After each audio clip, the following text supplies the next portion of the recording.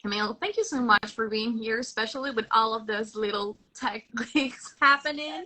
Of course. Um, for starters, can you tell us a bit about yourself and your background so we get to know each other? Yeah, so I'm originally from Mobile, Alabama. I went to school at the University of Mississippi and I studied art there. I got my BFA in painting and I had a focus around realism, body positivity, and that's what I did my thesis on. Um, there was about 4 years after I graduated that I wasn't doing a ton of art. I kind of took a break and went traveling for a while. And I really didn't make any art for probably like 3 years. And then in my fourth year of travel, I ended up finding a job where I could teach life drawing and sort of just like got back into the feel of it and remembered why, I loved art. And so when the pandemic happened, I had to come back to the States and I was kind of left to my own devices to create an income. And so I basically, nobody was hiring any work. There was nowhere I could get a job. So I just picked up the paintbrush and started playing around. And when it was safe enough to get to New York after like the worst of COVID had calmed down, I moved up here.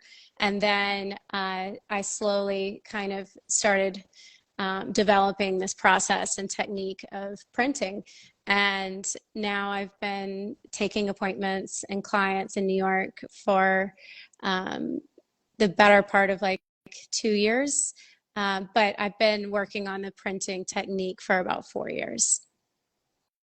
It's pretty amazing. If you guys are joining us and you haven't seen Camille's work, she does body prints. She works directly with women and they create these beautiful prints using their bodies. So my first question about your work would be, well, with your body prints, you're working directly with the female form. Would you share what aspects of this technique actually caught your attention? Like what brought you to work directly with the body as a way of creating prints? Well, so originally my background, I was trained in realism. So when I was in college and working on my thesis, everything that I was making was had a more realistic technique and approach to it. And I wanted to get more into abstract art. So, and I wanted to stick with figures, but I felt like everything that I was making, it felt too influenced by somebody's work, or it just didn't feel like my own, and I didn't feel like anything that I was making felt very original. And so I started kind of approaching the canvas with just different techniques. Like maybe I was like maybe I was like just using my hands to paint, or maybe I was using a stick that I found outside, and seeing kind of like the organicness of how things can look, without it being a brush. And so I then kind of went into this printing mode, and I started, painting flowers and pressing them. And then I started just printing all types of different objects and things and trying to make them look like figures. And then one day I decided to do myself, because after all, I was wanting to paint bodies. And I really loved the outcome of it. And I think I loved it because in a lot of ways it's very, very like raw and organic. And I get the same feeling and inspiration from printing that I do from like lots of impressionistic artists. So, there's loads of artists out there where you can see like each individual brush stroke and the thickness of how the bristles were. And it was just this kind of organic, like purposeful placement of it. And I kind of felt like the print was like that as well. So that's kind of how it all got started and where a lot of inspiration came from. I love that. And I love that if you take a look to your body of work and to your prints, there's a big celebration of body inclusivity. Like we can see all kind of bodies. Mm-hmm. Was your idea from the beginning? How did body positivity came to be connected with this technique also? Um, I think it was many forms and many ways. I myself have always struggled with my body and how I feel about it and body dysmorphia. And so, in college, my thesis was heavily based around body positivity. And so I knew that that was going to be like kind of the theme of it when I started doing the prints and liking the results of it. And it wasn't really, I didn't have the intention in the beginning to make it like to create appointments and have people coming in to create their own prints.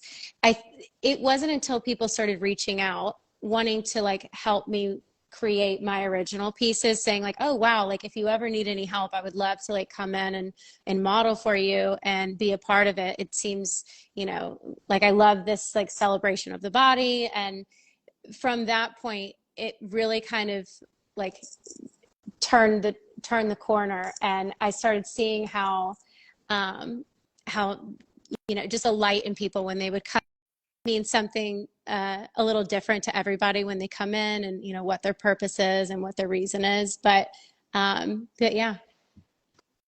That's very great. And there's also something that you highlighted, that your technique, or the work that you do with this technique, helps you create a certain feeling of community around your work, because you're always interacting with the person who's coming over for their appointment.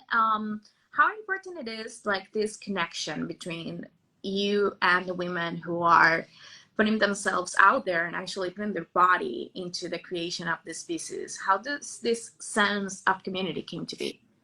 um, a lot of ways social media has been one of those things that's been able to kind of help create this community and bring awareness um, and exposure to it. But so I think people seeing other people come in regularly for appointments has got people thinking like, oh, okay, well, like I can do this too. Like, if you just like randomly said like, oh, I'm going to go to this art studio that I've never met, and I'm going to go take my clothes off and make a painting with her, people would think, you're crazy. But obviously that's what my page is about, and that's what the traction is. So I feel like people naturally just feel comfortable coming in, and kind of like they're a part of something. I think on the wall too, when people walk in to the studio, they see all of these prints that have previously been made, and it's an assurance that they're in a safe place. There's all types of bodies on the wall, and so I think that is how the community has formed over the past 2.5, 3 years that I've had this page. That's pretty amazing. And there's also something that I would like to highlight, and is there, yes, these women are coming to your studio, they're sharing your time with you, they're sharing their own experiences with you. So not only are they working as the muse that we usually see women portrayed in, galleries, museums, everywhere, and we're just, the pretty thing on the wall, they're also the creators. So my question would be, um, how this idea of working with women, but at the same time portraying female bodies, how does this duality influences your work, having them as both creators and both as the inspiration? Well, I think, a lot of people when they come in, I have many people say, oh, I'm not creative at all. Oh, I can't draw a stick figure person. Oh, whatever. So this gives them a chance to be part of that collaboration. And I think the duality in all of that, where that lies uh, is just flat out the collaboration of it, being able to create it, being able to come in and be vulnerable. And again, it's really about the individual. So, maybe someone comes in who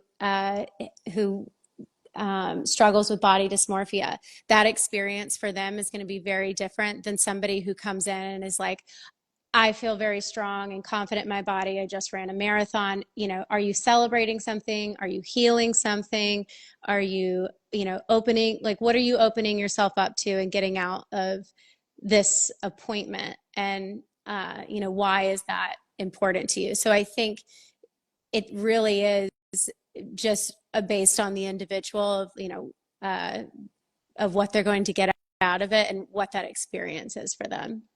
I love that idea because it, beyond what you expect, what your goals are, through each piece, because it is based on the experience of the person who is involved, you're actually opening up to new conversations. Yes, I, as a woman and as a fellow artist, I can say there's a lot of things that go through our minds when it comes to how are we presented, how do we see ourselves, and how do we see ourselves represented in spaces. So it really vulnerable place to be there, opening up and sharing that with others. So do you think this type of work helps you, I don't know, open the door to tell new stories, different stories about the female experience? Totally. I think, I've had people come in who, it's again individual based, but it can also be politically based. We, us women, were denied in many states certain healthcare and rights to our own bodies. And, even though it's just you coming in, putting paint on and, laying across a canvas, it can be representational of the fact that like I am owning like who I am in this moment. And I am owning like my emotions. I'm owning the vulnerability. I'm owning a lot of things about my body, and I'm in control of creating this piece. And even though it's just sort of like a symbolic thing and, on relatively on the scale, it's small compared to like political things, but it can mean that for women. It can, taking that back and creating that ownership and being able to, symbolically do that in an artistic way is, it's a neat way to think about it. I like this idea of reclaiming not only their narratives, but like this sense of ownership in their bodies. Because yes, our bodies are sometimes at the center of political and social discussions where you feel like I'm just carrying this vessel. Who am I? Right. Yeah. I think there is a big notion of reclaiming your identity when it comes to your work and the type of work that you do. How do you navigate the complexity of working with individuals that, as you said, they can be in different stages of their lives, they can be trying to communicate different things, even though you use the same technique? Right. Yeah. I think, a lot of this is, when people come in, this is, even though it's about their experience, it's still very much my experience as well. Like you're coming in, learning the process and teaching you how to do it. There's a lot of like intimacy and connection with, who is coming in. And so for me, this space is mostly about connecting with the feminine.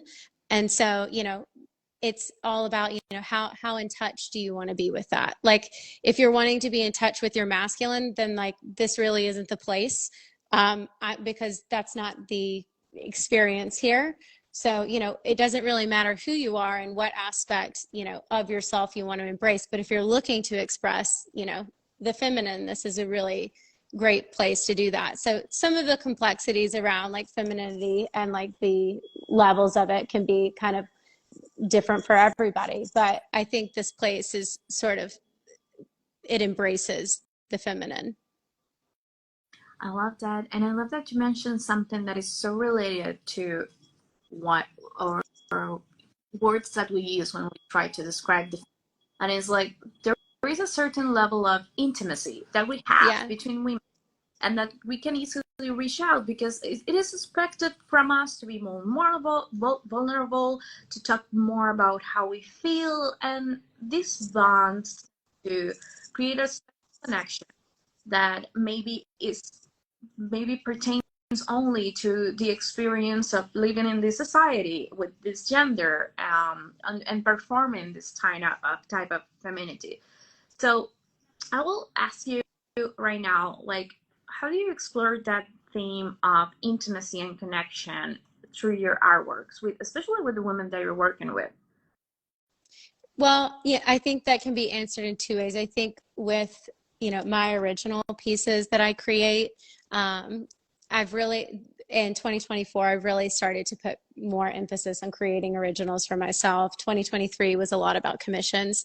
And so for me, some of the themes and that I'm wanting to explore are from my previous travel experiences and Okay. placing different and placing the models or figures in places that I've been before. In this place of like, and maybe it's a made up place that's I've created that is influenced by India, but also like Greece and, maybe South America. So it doesn't necessarily have to be like one place, but it's kind of this nostalgic, like, again, like back to the Impressionism kind of organic stamped like beauty of like being in a place. Um, and I think when I'm working with a client, um, I think those things are more explored. It's different because with clients, like sometimes we are creating a larger piece where there's like 3 or 4 figures. And when we're doing that, like the painting is going to strike a little bit more emotion with the more figures you have and the backgrounds and how large it is, et cetera. Um, for my standard regular appointments, we have about 6 different poses they can choose from on a standard 30 by 44 inch size. Some of the poses are a bit softer, some of them are a bit sexier. So it's really kind of like how they're feeling and what they want to portray in that moment. And that's how we go about that. That's great because you have like these two little worlds or through the same technique and even with the same people. But I think Yeah. also about your own openness to create this really vulnerable work. The first time I actually found your work was through Instagram, and the first thing that struck me was like I felt seen. I felt somewhat represented, even though it wasn't my body. There was something in there that made me go like, "Who is this person creating this?" Um, because I felt somewhat, yes, represented. I think the word is represented. I felt like they talked about things that I wanted to say, and you were doing it through this imaginary. So my question at this point is really, you mentioned earlier that there is a certain emotion that you're trying to convey to your work, and it's different when it's your own work. It's different when you're working with a commission.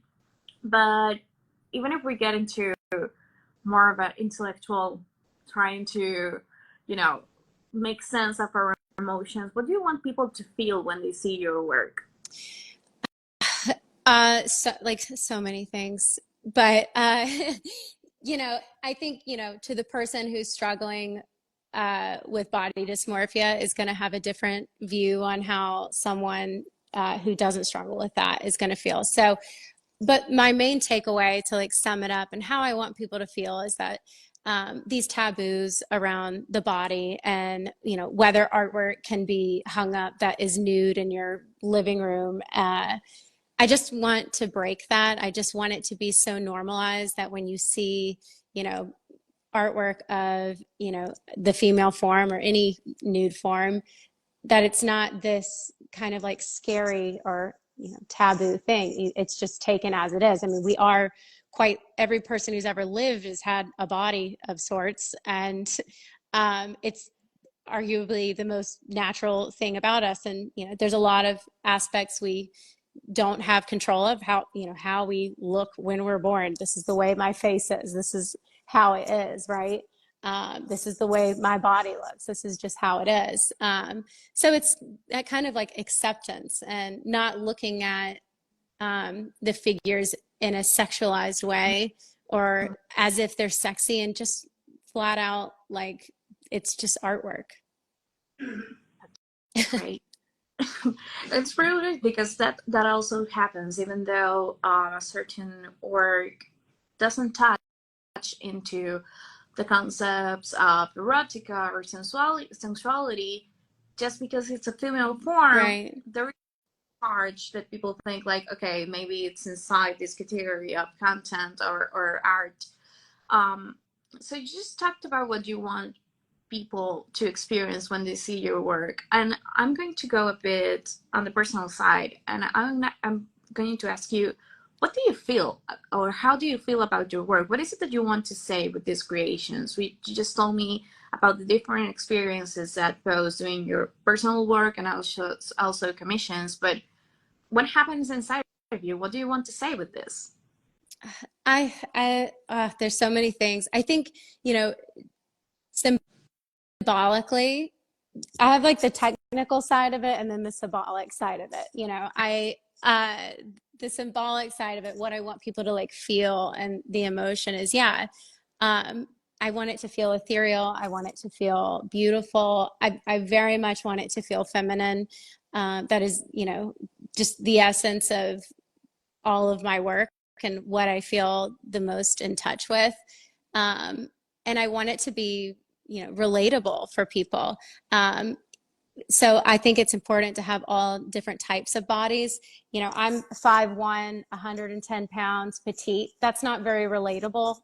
I want all body types and all people, to be involved. That way, when they look at it, it's not just some conventional norm around, like what, beauty is or perceived as. It's just very realistic. And so, yeah, that's the emotion I want people to take away with this. I also want people, um, if someone like knows the context behind the artwork and knows that, okay, these are body prints, I want them to feel like maybe they could do it. Maybe it's somebody who's like, oh, I could absolutely like never do that. I'm very modest. I'm too self-conscious, whatever. But I'd love to be able for people like that to feel, oh, maybe I could do that, or maybe I should do that, or just give them a little bit of confidence knowing that, there's been a lot of people that have done this. And to just kind of take a little bit more pride and love in yourself. So yeah. I love that idea because, yeah, there is, you talked earlier about the sense of community, and I think in that sense of community, it's like, okay, if you can do it, I think I can Right. also experience Right. and see what it's out for me.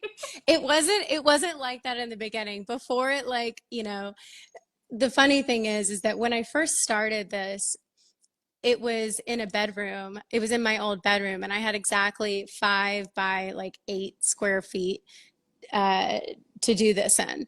And I had been making prints of my own body for a while, and I didn't have many followers on Instagram. I was posting it, but there wasn't a lot of traction. But then I was like, okay, if I can get people to come in here and model for these, I can make better prints. It wasn't necessary. I didn't really have appointments in my mind yet. It was like, how can I perfect like making prints? And so I quite literally started asking people on Instagram to come to my apartment, and I would pay them like $10 an hour. And so I would have like a mutual friend of a mutual friend of a mutual friend like come in who I've never met before.